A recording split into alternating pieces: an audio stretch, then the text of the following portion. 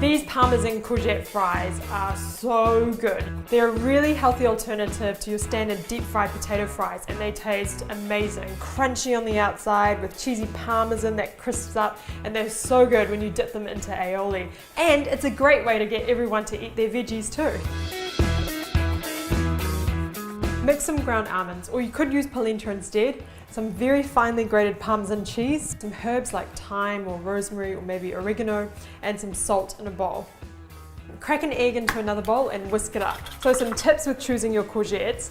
Try and get courgettes that are as straight as possible. This one's got a little bit of a bend in it, but hey, that's okay. We can put up with that. If you get courgettes that are really thick and fat, they're gonna have too much of the watery seeds inside, and you don't actually want too much of that part. You want more of the outer flesh. Trim the top and the bottom off each courgette, cut each courgette in half, and then in half again lengthways. And then cut them into chips that are about 1 centimeter thick. If it does look like there's quite a lot of seeds on your piece of courgette, you can always just trim it so that you're left more with this part. Now for the crumbing part. Dip each courgette finger into the egg mixture. When you dip the courgettes into the egg bowl, try and wipe off as much of the excess egg as you can, so that you don't end up with a real eggy, gooey, snotty mess.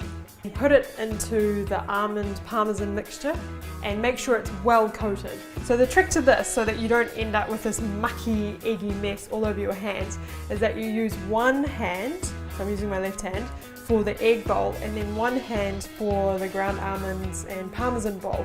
Then just put them on a baking tray that's been lined with baking paper. Then just bake them until they're golden and crispy. So it's going to take about 15 minutes, but if you want them to be a bit more golden, just keep cooking them for a few more minutes at a time. While they're cooking, we can quickly make an aioli. I like to go half mayonnaise, half Greek yogurt, just to make it a bit lighter, and I like the tang that yogurt gives as well. Some finely chopped garlic and a little bit of smoked paprika.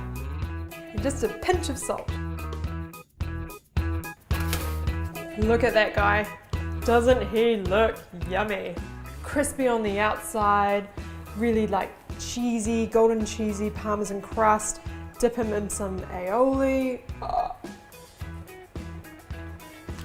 Yum.